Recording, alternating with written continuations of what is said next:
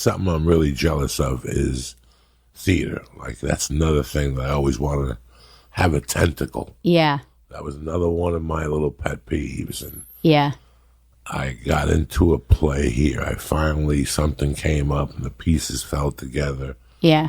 And some guy approached me at the store and we did a couple rehearsals and we did a table read and they didn't get the financing. So I kind of broke my heart. Yeah. It was a dumb fucking play anyway. And then I did a play that was pretty decent. I auditioned for it and booked it. And they wanted to rehearse every fucking day. Yeah. And once we started doing performances were Wednesday with a Sunday matinee. Yeah. With a Sunday matinee, which I can't fucking even think of doing because who the fuck is going to a dark theater on a Sunday at 2 in L.A.? Yeah. I could see New York in the winter when it's fucking gloomy gusts outside. Yeah. But here, when it's 80 degrees, oh, you're not going to believe what we're doing today. Especially when you can make that money, the money that you'd make in a week of rehearsals for a show, you'd make in one night on the road. Like, the money. When I found out the work that went into a play, I was like, no. Yeah. That's never going to happen. And then they actually approached me with a play from Lincoln Center. Right. The guy saw me in the movie and he goes, you're perfect. Yeah. For one of the passengers. Let me connect you with my assistant. This went on. I was headed to New York, but it was kind of a musical. Yeah. And I was 300 pounds. I didn't know how good I could move. Yeah. I wouldn't have to dance a lot. It was like 1 or 2 scenes I had. Yeah. But they told me the rehearsal schedule. Yeah. And I was like, and it was the dead of the winter. Like I was going to be doing all this in February in New York. I know New York in February. It's a fucking brutal fuck you wasteland. And now I see it. I love, right now as we speak, I'm working on a one-man show. I've always loved that. Yeah. I've always. That's great. That's what I always. Where are you going to do it? Do you know? Right now I'm just working on it at the store. I got 3 more fucking workouts left before I even put 2 hours together. It'd have to be 2 hours or less. Right. And then my hope would be to put it somewhere in town, somewhere cute, nice, maybe a 99-seater, and do like a 3-week run. Yeah. You know. Yeah. Cut it and then take it to off Broadway. Off Broadway. Yeah. Take it to off Broadway. Let's take it to off Broadway again. Yeah. And do a 3 or 4 week run. Add some final adjustments. Find a good director. Right. I would fucking give it a shot. Somewhere. Hell yeah. Yeah. I already know what scenes I want, what settings I want to sell. Yeah. I want a thing with a microphone. Yeah. And I just want like a street corner. Yeah. Those are the 3 settings, and I would just shine the light. Yeah. In each area, and I could go back and forth in between settings. Yeah, because you got to, I mean, it's about your life, I'm assuming, yeah? Yeah, it's about just the fucking hustle, the life, you know, how I even, you know, look at how the fuck do we stumble upon this crazy art? Right. How the fuck do we stumble upon it? I always feel like there has to be a lot of, you know, not that I regret anything I've ever done, but there's got to be a lot of mistakes to get you into comedy. You have to make a lot of fucked up shit that has to happen. Something is off, you know, with comics that I've noticed in a beautiful way. Like I trust a comic. If I meet somebody across, you know, if I'm overseas and I meet somebody and they're a comic, there's something automatically that there's an ease. I can communicate shit to them that I wouldn't say to anybody else. It's like meeting another drug addict or like another alcoholic or something. You know, there's something there. Like we've been through it together, even if I've never met them before. I feel the same way sometimes. It's, I've always known one thing. Listen, when a person wants to think of what we do, like this whole thing started with me when somebody brought up the Joker. Yeah. That all started with that whole Joker. And I saw the Joker. Yeah. And I thought about fucking the early years of comedy, your career. Like, they're not fun. No. It's an abusive relationship. It's a one-way relationship. You know? It's just abusive. And what, you know, you were involved in an abusive relationship. What does it take to say that's it? Yeah. You know, so there's 4 or 5 years, 3 years for some people who they stumble along. They just stumble along. And then when they get it, they catch on and you progress. You know what? For some people, it takes 11 months. And for some people, it takes 5 or 6 years.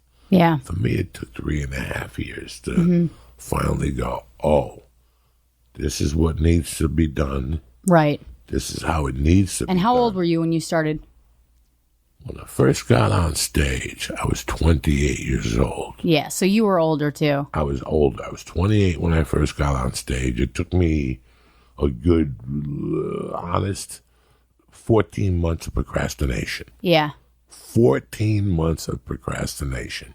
Yeah. Before you got on again? That's just horrible. No. Like to go, I'm going to become a stand-up comic. Oh, yeah. I'd set up an open mic. Yeah. And I'd cancel that night at 6 o'clock. Yeah. Yeah. Oh, he did. I got the flu. I mean, this just went on. Yeah. There was just this fucking, Yeah. 14. I cried the first time before I went and did my first mic. I cried outside and was like, called up a friend who was a stand-up and I was like, I can't do it. And he was like, all right, don't do it. And I was like, but then I'll never do it. I almost wanted him to talk me into it. And then I realized he wasn't going to. And I was like, oh, I just want to do this. I'll just shut up and go inside. But like, yeah, it's hard. That first. The realizations. Yeah. And then it's, and for me now, like with this one-man show, what the final message is that I'm trying to bring is that I didn't become a comic. Comedy made me a man. It really made me a man. It really made me a fucking man. It made me see a lot of things, It let me see vulnerabilities in people. Yeah. Vulnerabilities in women in comedy, what we do in the beginning that we think back that I shouldn't have fucking slept with her. Or, right. All those things. And yeah. This thing has been a journey for me. Yeah. And I want to explain the journey to people as best as but I ain't got enough time. Yeah. This journey has been tremendous. This 28 years has been tremendous. I told, we were driving back last night from Fresno and Miss You came on from the Rolling Stones. Mm-hmm. And I told George Perez, who I was working with, I go, this came out in the when I was in the 8th grade. Yeah. This was the song of the summer of the 8th grade. In 1978, would I think that in 2020, I'd be driving home from a theater in Fresno as a stand-up comic listening to this song. Yeah. Also, Human League came on, Don't You Want Me, Baby? That shit. And I was like... crying. This song it's 38 years old. Yeah. If I would have known that summer of 82 that I'd be in a fucking doing stand, I had no idea. Yeah. This is why this is shocking to me. And obviously neither did you. Yeah. And obviously in no way neither did Lee. Yeah. Like we started out, Lee wanted to be a fucking editor. We went to school, he was going to be an editor. You went to major in theater. Yeah. And what were your plans really from there? To move to New York and do theater. Fucking theater. Yeah. Jesus. Yeah. I moved to New York. I was like, I'm going to be a theater actor. That's what I want. And like I did a couple off-Broadway plays, a bunch of off-Broadway plays. I did some independent films and I just, like I look back at it now, I'm like, that shit was ridiculous. That was like for the birds. I mean, once I did comedy, I've never been obsessed with anything like this in my life. Did you fall in love with it?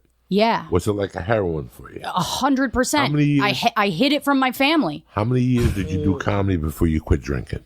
I quit drinking before I started comedy. Thank God. Really? Yeah. Knock on wood, man. Yeah, thank God. Okay, so nobody. Because I wouldn't have been able to fucking quit if I was doing comedy. I don't think. I genuinely don't think. And how do you go to meetings and stuff? Yeah. Do you really? Yeah, Good I go to the meetings. Yeah. So when you walk into a bar, any problem when you see a fucking... It's been so long now. It's like when I go to meetings, it's really more for just so I don't act like an asshole. Like when I see a drink, I don't want to drink. I forget other people are drinking. I don't it's not like a part of my radar, So it doesn't bother me at all. I just it's just not part of my life anymore. So you did all these, you've done 6 years of comedy in New York. Mm-hmm. and now you're out here. Bill put you on his show, Ringers, and what else is going on? I'm starting a podcast. The teaser drops tomorrow, January 20th, and it's called Devil's Advocate with Rosebud Baker. Okay. And it's basically like interviews with other comics about what's funny about like the worst things that happen to us. Because I always find my humor's a little dark, or people say it's dark. I don't see it that way, but people say it's dark. And but I think the dark things are funny, and I think they're part of what make us funny. So it's really kind of answering that question, you know, and then at the end of every episode, we give a bunch of bad advice to listeners. Bad advice. Bad advice. Because one thing that annoys me about the internet now is everyone's a fucking pro. Everyone's a life coach, you know?